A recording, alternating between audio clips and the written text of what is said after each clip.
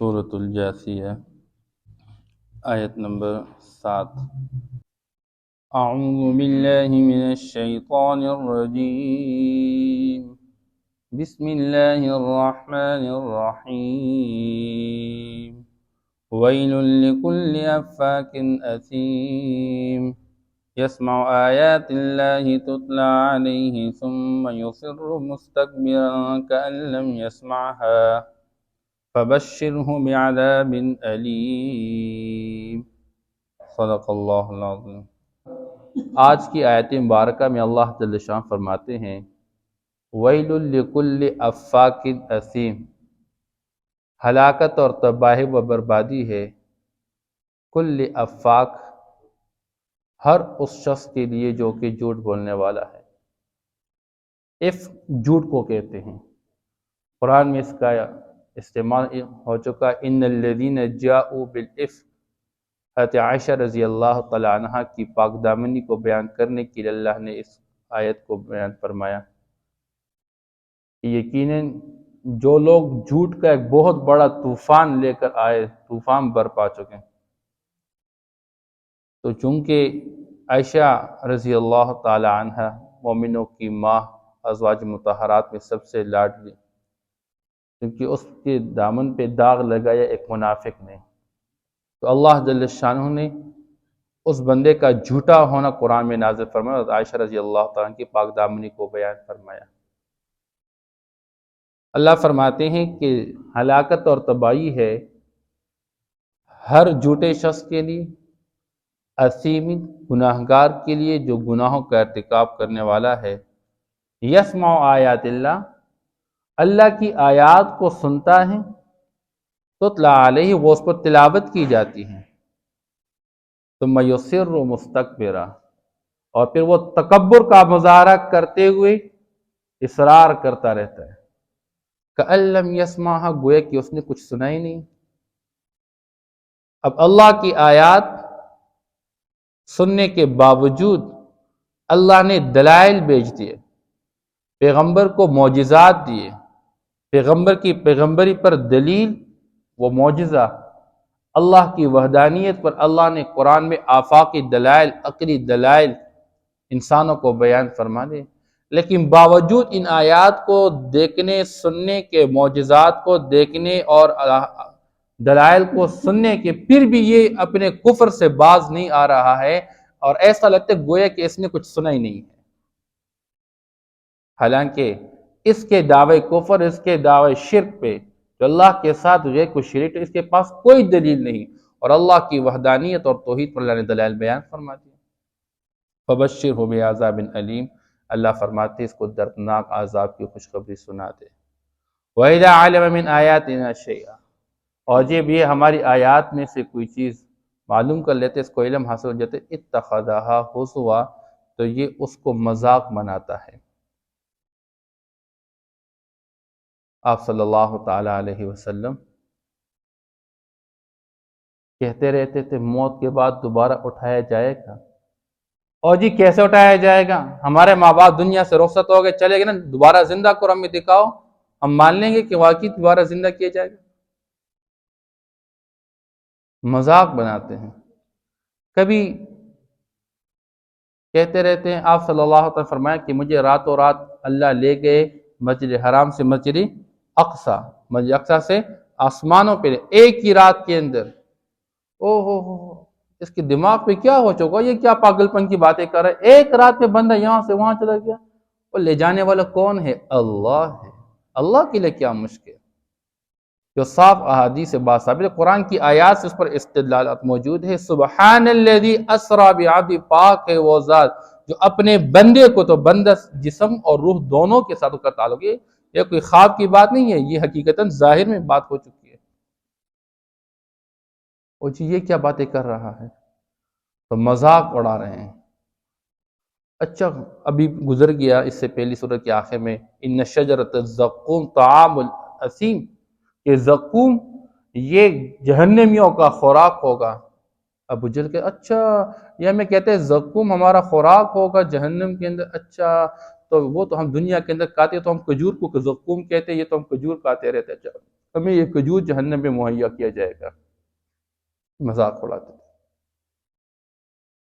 اس لیے دنیا کے اندر پیغمبر کا مذاق، پیغمبر کی کتاب کا مذاق، یہ صرف آپ صلی اللہ علیہ وسلم اور اس امت کے ساتھ، اس قرآن کے ساتھ نہیں، بلکہ پچھلے انبیاء علیہ السلام کا بھی ایسے ہی مذاق اڑایا گیا ہے۔ اور جی آپ کے ساتھ جو بیٹھتے ہیں نا، یہ ہمیں اس طرح کوئی لوگ نظر نہیں آ رہے کہ ہم ان کے ساتھ بیٹھ جائیں، ہم تو ان کے ساتھ بیٹھنے کے اپنے آپ کو مناسب ہی نہیں سمجھتے ہیں۔ یہ بیکار قسم کے لوگ ہیں، یہ بیکورڈ لوگ ہیں، ان کو ہٹا دیں اپنے پاس سے، پھر ہم آپ کے ساتھ بیٹھ جائیں گے۔ ہم تو دنیا کے ترقی یافتہ لوگ ہیں، یہ پٹے پرانے کپڑوں والے اور یہ چٹائیوں پر بیٹھنے والے، جیسے آج کا مذاق اڑایا جا رہا ہے قرآن والوں کا۔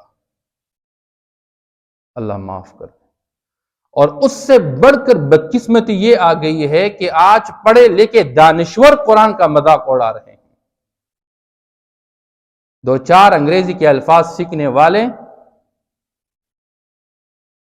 جو خود انگریزی زبان کے اندر انگریزی زبان سمجھنے کے لیے گرامر کو لازم سمجھتے ہیں، ورنہ آپ ٹرانسلیشن کہاں سے کریں گے؟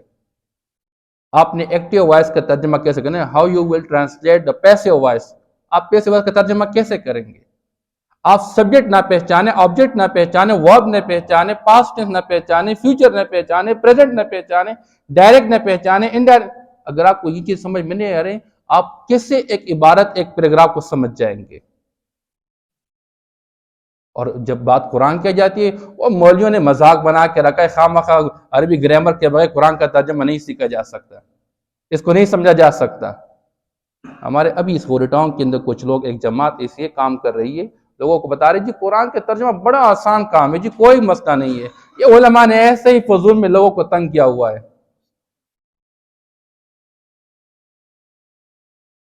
یہ باتیں میں آج کھل کے کہنا چاہتا ہوں، ایک بات اس لیے کہنا چاہتا ہوں، ہمارا لوگ سمجھ نہیں اس بات کو۔ کچھ سکالرز ہیں، ان کی ویڈیوز چلتی ہے، آڈیوز چلتی ہے، اور کل کی ساری باتیں چلتی رہتی ہے، جن بیچاروں کو قرآن کے علوم کا کوئی پتہ نہیں۔ کس نے کہا قرآن کے لیے اتنی علوم ضروری ہے سمجھنے کے لیے؟ آپ مجھے بتا رہے کوئی گھر میں بیٹھے بیٹھے میڈیکل کی ساری کتابیں پڑھ کے ڈاکٹر بن سکتا ہے؟ ایک انجیکشن ہی نہیں لگا سکے گا، ایک ٹیبلٹ ہی ایڈوائز نہیں کر سکے گا۔ اور جب دین کی بات آ جاتی ہے، بس ہم گھر کے اندر مفتی بن جاتے ہیں، گھر کے اندر مولوی بن جاتے ہیں، اور پھر ویڈیوز بنا بنا کے لوگوں کو گمراہ کرتے رہتے ہیں۔ بہت سارے معاشرے کے اندر اس طرح کی باتیں موجود ہیں۔ ایک مثال کے ساتھ بات سمجھانا چاہتا ہوں، ایک بات اور، ایک ہے ایک بندہ گناہ کرتا ہے، زنا کرتا ہے، شراب پیتا ہے، ناحق مسلمان کو قتل کرتا ہے، لیکن کلمہ پڑھنے والا ہے۔ اب جو بندہ کلمہ پڑھے اور گناہ کرے، زنا کرے، یہ بندہ جنت میں جائے گا؟ ظاہری قاعدہ قانون یہ کہ جس درجے گناہ کیا ہوئے، اپنے گناہ کے موافق جہنم میں جا کے اپنی سزا بھگتے گا، اس کے بعد کلمہ پڑھنے کی برکت سے، بتاؤ بھائی، اس لیے سب سے آخری جنتی جو جنت میں داخل ہوگا، جس کے پاس صرف کلمہ ہے، جہنم سے جب نکالا جائے گا کوئلہ بنا ہوا ہوگا، اور نہر حیات میں اس کو ڈال جائے گا۔ یہ صحیح حدیث ہے بخاری شریف کی، اور اس کا بدن کھل جائے گا۔ اس کے بعد اس کو جنت میں جب داخل کیا جائے گا تو اس کو کہا جائے گا تم یہ بھی لے لو، اور 10 گنا اس سے بڑی، یعنی پوری دنیا سے 10 گنا بڑی جنت اس آخری جنت کو اللہ عطا فرمائیں گے۔ تو گناہ کی وجہ سے بندہ جہنم میں ہمیشہ کے نہیں رہے گا، اپنی سزا کے موافق جو گناہ کیے اس کے مطابق سزا پائے گا، اس کے بعد جنت میں چلا جائے گا، کیونکہ اس نے کلمہ پڑھا ہوا ہے، کلمہ کی برکت سے نکل جائے گا۔ اب یہ چیزیں ایسی ہوتی ہیں کہ یہ علماء کے ساتھ بیٹھ کر سمجھنے کی چیزیں ہوتی ہیں۔ اب ہم یہاں پر علماء مساجد کے اندر بیٹھ بیٹھ کے بینت کہا بھائی بیٹھ جائے وہ لوگ ہیں، ہمارے پاس ٹائم۔ اگر آپ کسی کو سننا چاہتے ہیں تو کسی عالم کی رہنمائی میں سن لیا کرے۔ ہمارے بہت سارے لوگ نہیں سمجھ پا رہے۔ اب آدم علیہ السلام پیغمبر ہے، پیغمبر گناہوں سے پاک ہوتے کہ نہیں ہوتا؟ بتائے پیغمبر سے گناہ ہو سکتا ہے؟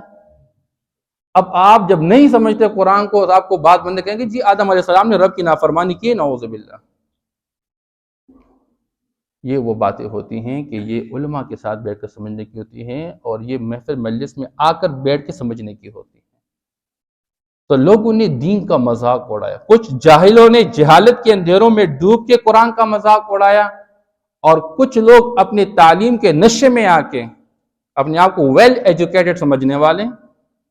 اب میں ایک عالم دین اپنے آپ کو سمجھنے والے، مثال کے طور پر، حالانکہ میں ایک طالب علم، میں عالم نہیں ہوں، میں سمجھنے کے لیے کوشش کر رہا ہوں ابھی، لیکن میں بیٹھ کے یہاں بیٹھ جاؤں، یہ سارے ڈاکٹر جاہل ہیں، یہ کیا سمجھ رہے ہیں بھائی، ساری زندگی وقت ضائع کر چکے۔ اب ایک ڈاکٹر اور انجینئر بیٹھ کے کہہ رہا ہے معاشرے کے لوگ، یہ علماء لوگوں کا وقت ضائع کر رہے ہیں، بچوں کا وقت ضائع کر رہے ہیں، 8 سال قرآن پڑھا رہے ہیں، حدیث پڑھا رہے ہیں، اور یہ فقہ پڑھا رہے ہیں، اصول فقہ پڑھا رہے ہیں، نحو پڑھا سر پڑھا، ایسے لوگوں کا وقت ضائع کر رہے ہیں۔ آپ بتائیں یہ ٹھیک بات ہے؟ میں کہتا ہوں بھائی آپ نے ڈاکٹر بننے کے لیے کیا خواہ مخواہ MBBS کرنے کی ضرورت ہے؟ جاؤ کوئی ڈاکٹر صاحب بیٹھے ہوئے ان کے ساتھ بیٹھ جاؤ، بس 2-4 باتیں سیکھ لو، آپ ڈاکٹر بن جاؤ گے۔ اتنی فیسیں کیا ضرورت ہے، اتنے میڈیکل کالج بنانے کی کیا ضرورت ہے؟ یہ ساری باتیں، یہ جہالت کے اندھیرے ہوتے ہیں۔ میں کبھی کسی پر رد نہیں کرتا، لیکن آج میں نے اپنے ساتھیوں سے یہ باتیں سنی کہ یار یہ تو ہمارے اپنے ساتھ ان چیزوں میں مبتلا ہے، پتہ نہیں لوگوں کو۔ اس لیے مستند عالم دین سے، ایک مستند ڈاکٹر سے آپ علاج کرنا چاہتے ہیں تو آپ کامیاب ہوں گے، صحت حاصل کریں جب اللہ فیصلہ کریں گے۔ کم از کم ظاہر کی دنیا میں ایک مستند عالم دین کے پاس بیٹھ جاؤ اور سیکھو اس سے ساری چیزیں۔ اب میں قرآن کی بہت ساری آیاتوں، ظاہری لفظ کا ترجمہ کچھ اور بنے گا اور حقیقت میں اس کا مطلب کچھ اور ہوتا ہے۔ احادیث کے اندر بہت سارے احادیث ہے کہ ظاہری مطلب کچھ اور ہے لیکن حقیقت میں اس کا مطلب کچھ اور ہے۔ لیکن یہ باتیں تو اب لک ان، لک ایٹ، اور انگلش جاننے والے لوگ سمجھتے کہ لک ان کا ترجمہ کیا ہوتا ہے اور لک ایٹ کا ترجمہ کیا ہوتا ہے، یہ معنی، یہ میننگز کیوں چینج ہو جاتی ہے؟ ایسی عربی زبان کے اندر عطا یاتی کا معنی ہے آنا، عطا بھی لے آنا، عطا علیہ کسی چیز پر پورا کے پورا اترنا۔ اب تابہ کا معنی کیا ہے؟ تابہ یتوب، تو یہ عربی زبان کا لفظ ہے، عام طور پر کہتے ہیں توبہ، لیکن قرآن میں تاب اللہ، نعوذ باللہ، اللہ نے توبہ کیا۔ یہ ڈفرنس آپ کو کہاں سے حاصل ہوگا؟ یہ جب آپ عربی زبان کے تابہ کے بعد قرآن میں جہاں علا کا لفظ آیا ہے، تاب اللہ علیہ، اللہ نے اس کا توبہ قبول کر لیا۔ تابہ کے بعد جب علا آئے گا بمانے توبہ قبول کر لینا، تابہ کے بعد جب الہ آئے گا، تاب الیہ، اس نے اللہ کی طرف توبہ کر کے رجوع کر لی۔ تو توبہ کرنے کے لیے تابہ الیہ ہی آتا ہے، اور توبہ قبول کرنے کے لیے کیا جائے؟ تابہ علیہ آ جاتا ہے۔ اب یہ ڈفرنس آپ کو علماء ہی سمجھا سکتے ہیں، اور اس کے لیے علماء کے پاس بیٹھ کر بیٹھنے کی ضرورت ہوتی ہے۔ اولئک لہم عذاب مہین، یہ بات نہیں ہو چلی کہ بہرحال اللہ جل شانہ فرماتے ہیں عجیب لوگ ہیں، ہماری کوئی آیت ان کو معلوم ہو جاتی ہے، کوئی چیز معلوم ہو جاتی ہے، اتخذہ ہزوا، اس کو کیا بنا لیتے ہیں؟ مذاق بنا لیتے۔ اولئک لہم عذاب مہین، یہی لوگ ہیں جن کے لیے رسوا کن عذاب ہے۔ من ورائہم جہنم، ان کے آگے جہنم ہے۔ ولا یغنی عنہم ما کسبوا شیئا، اور انہوں نے جو کچھ کمایا ہے اعمال میں سے، یہ اعمال ان کو ذرا برابر کوئی فائدہ نہیں دے گا۔ بعض اوقات یہ سمجھتے تھے او جی ہم تو حجاج آتے، ہمارے ہاں یہ مشرکین حاجیوں کی خدمت کرتے رہتے تھے، کیونکہ حج کا سلسلہ پہلے چلا آ رہا ہے، ابراہیم علیہ السلام کے زمانے سے چلی آ رہی ہے۔ جی ہم تو ان کی خدمت کرتے رہے حاجیوں کی، اور ہم تو مہمان نوازی کرتے رہے۔ اللہ فرماتے جب تک ایمان نہیں ہوگا تب تک تمہارا نیک عمل کوئی فائدہ نہیں دے گا تمہیں۔ آج بھی دنیا کے اندر بہت سارے لوگ یہی دھوکہ دیتے ہیں، او جی ہمارے مذہب عیسائیت والے کیا کرتے ہیں، جتنے بھی کرسچن ہیں دنیا کے اندر آپ دیکھو، رفائی اداروں کے پاس کام کریں، مشینریز چلا رہی ہیں، اسپتال بنا رہے ہیں، روڈ بنا رہے ہیں، مختلف قسم کے رفائی کام کروا رہے ہیں، اور اسی سے لوگوں کو دیکھیں جی ہم یہ کام کریں، او جی عیسائی ہے لیکن اتنے فائدے کے کام کر رہے ہیں، مسلمان تو سب کچھ خود کہہ رہا ہے جی۔ یہ ایک دھوکہ ہوتا ہے۔ مسلمان گرا پڑا جتنا بھی ہے، کرپٹ ہے، چور ہے، ڈاکو ہے، جو بھی ہے، جب تک کلمہ اس کے پاس ہے، یہ اپنے کلمے کی برکت سے ایک دن ضرور بھی ضرور، بلکہ حدیث کے اندر تو بندہ حیران ہو جاتا ہے اتنی حضور پاک صلی اللہ تعالیٰ علیہ وسلم نے اپنی امت کی شفقت، بلکہ آج ہم احادیث کے اندر میرا سبق گزر گیا، آپ صلی اللہ تعالیٰ وسلم فرماتے ہیں میری امت کے لیے عذاب بس وہ دنیا کے اندر ہے، میری امت امتی مرحومہ ہے، یہ جو دنیا کے اندر قتل کی جا رہی ہے دنیا والوں کے ہاتھوں، اور دنیا کے اندر یہ جو وبائیں آ رہی ہے، یہ طاعون کی بیماری آ رہی ہے، یا آج کے زمانے کے حوالے سے ہم جو سمجھ رہے ہیں، دنیا والے جو کہہ رہے ہیں کہ ایک وائرس پھیلائی جا رہی ہے جس کی وجہ سے اموات ہو رہی ہے، یہی میری امت کے لیے بس عذاب آخرت میں، کو عذاب ہی نہیں بلکہ یہ تو جنت میں داخل کیے جائیں گے۔ اللہ کی رحمت کے لیے کیا مشکل ہے؟ اس سے اللہ جل شانہ کلمہ کو شرط قرار دے، بس کلمہ پڑا ہوا ہے، ساری زندگی ایک بندہ کفر میں گزار چکا اور کفر کے ساتھ دنیا سے رخصت ہو گیا تو اس کے لیے بخشش نہیں ہے، لیکن جس نے کلمہ پڑھ لیا اور گناہ ہو چکے، اس سے کمزوریاں ہو چکی، خطائیں ہو چکی، کسی کا حق کھا لیا ہے، اگر قیامت کے دن اللہ جل شانہ اس بندے کو راضی کر چلو آپ کو حق، میں آپ کا حق دیتا ہوں، اس کو معاف کر لو، معاف کرے گا نہیں کرے گا؟ بات ختم۔ اللہ کی رحمت کے لیے کوئی انتہا نہیں ہے۔ اللہ اکبر۔ روایت کے اندر آیا، آپ صلی اللہ تعالیٰ علیہ وسلم فرماتے ہیں ایک بندہ اپنے بچوں سے کہنے لگا، اے میرے بیٹو بتاؤ تو صحیح تم لوگوں نے مجھے کیسا ابو پایا؟ بہت اچھا پایا۔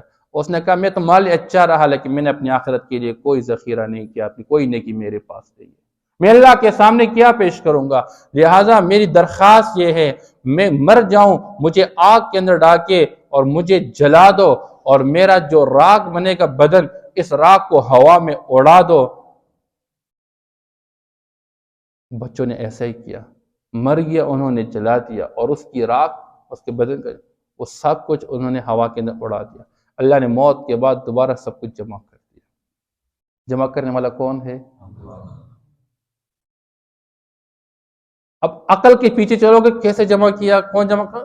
اللہ ہے۔ اللہ قرآن میں یہ واقعات اس کے بیان فرما دیے۔ حضرت عزیر علیہ السلام کا واقعہ ہے، راستے میں چل رہے ہیں اور بستی ویران پڑی ہوئی، اجاڑ کے پڑی ہوئی، اللہ کیسے زندہ ہوں گے یہ لوگ؟ اللہ نے وہیں پر کیا کر دیا؟ موت طاری کر دی۔ فَأَمَاتَهُ اللَّهُ مِئَةَ عَامٍ، 100 سال اللہ نے وہاں پہ سلا کے رکھا اور اس کے بعد اٹھا دیا، اور 100 سال کھانا پینا بھی پڑا رہا، اور اس کا جو اس کی سواری ہے، فرمایا اب سواری کو دیکھو بالکل ہڈیاں رہ گئی ہے، سارا ریزہ ریزہ ہو گیا ہے، کھانا پینے کی طرف دیکھو اس کا ذائقہ بھی خراب نہیں، 100 سال پڑا رہا۔ ہم تو ایک دن کے لیے پریشان تھے، فریج کے اندر، فریزر کے اندر پہنچا دیتے ہیں۔ اللہ جل شانہ نے اس کے سامنے فرمایا اب دیکھو اپنے اس گدھے کی طرف، سواری کی طرف دیکھو۔ اللہ نے اس کے ہڈیوں کو جوڑا، اس کے اوپر گوشت کو چڑھایا اور پوری صحیح سلامت فوراً زندہ کر دیا۔ ابراہیم علیہ السلام اللہ سے پوچھ رہے ہیں اے اللہ کیف تحیی، آپ اس مردوں کو کیسے زندہ کریں؟ قال ولم تؤمن، تو یقین نہیں ہے؟ اللہ یقین ہے لیکن میں اطمینان کے لیے مشاہدہ کرنا چاہتا ہوں۔ خذ اربعۃ من الطیر، کیا کر لے؟ 4 پرندے لے لو، اور 4 پرندوں کو 4 حصوں میں کاٹو، سر الگ، دھڑ الگ، پر الگ، پاؤں الگ، اور 4 پہاڑوں کے اوپر الگ الگ رکھ دو، اور ایک ایک پرندے کو بلاؤ، جس پرندے کے بلاؤ کہ ادھر سے دھڑ، ادھر سے سر، ادھر سے پر، ادھر کے پیر، سب مل کے تمہارے پاس آئیں گے۔ بہرحال اللہ نے اس بندے کو زندہ کر دیا اور پوچھا کہ تم نے ایسا کیوں کیا؟ اللہ میرا آپ کے پاس پیش کرنے کے لیے میرے پاس کچھ نہیں تھا، میں اپنی شرمندگی کی وجہ سے ایسا اپنے بچوں سے کہہ چکا۔ اللہ جل شانہ اس کے اس عمل پر اس کی بخشش نصیب فرما دیں گے۔ اللہ کے سامنے کھڑے ہونے سے حیا محسوس کر چکا کہ میرے پاس اللہ کے سامنے پیش کرنے کے لیے کچھ بھی نہیں۔ اس لیے میرے بھائیوں دنیا سے ایمان کے ساتھ رخصتی نصیب ہو جائے بہت مبارکبادی کی بات ہے، اللہ ہم سب کو نصیب فرما دے۔ بہرحال اللہ جل شانہ فرماتے ہیں من ورائہم جہنم، کے آگے دوزخ ہے، ولا یغنی عنہم ما کسبوا شیئا، جب تک ان کے پاس نیک عمل کے ساتھ ایمان نہ ہو ان کے سارے نیک اعمال ان کو ذرہ برابر کوئی فائدہ نہیں دیں گے۔ وَلَا مَتَّخَذُوا مِن دُونِ اللَّهِ أَوْلِيَاءَ، اور نہ ان کے یہ معبود جو انہوں نے دنیا کے اندر اپنے اللہ کے سوا معبود بنا کے رکھے، یہ معبود ان کو کوئی فائدہ نہیں دیں گے۔ وَلَهُمْ عَذَابٌ عَظِيمٌ، ان کے لیے سخت عذاب ہے۔ هَذَا هُدًى، یہ کلام، یہ قرآن باعث ہدایت ہے۔ وَالَّذِينَ كَفَرُوا بِآيَاتِ رَبِّهِمْ، اور جو لوگ اپنے رب کی آیات کا انکار کر چکے، لَهُمْ عَذَابٌ مِّن رِجْزٍ أَلِيمٌ، ان کے لیے دردناک عذاب ہے۔ وَيْلٌ لِكُلِّ أَفَّاكٍ أَثِيمٍ، اور ہلاکت اور تباہی و بربادی ہے ہر جھوٹے گناہ گار کے لیے۔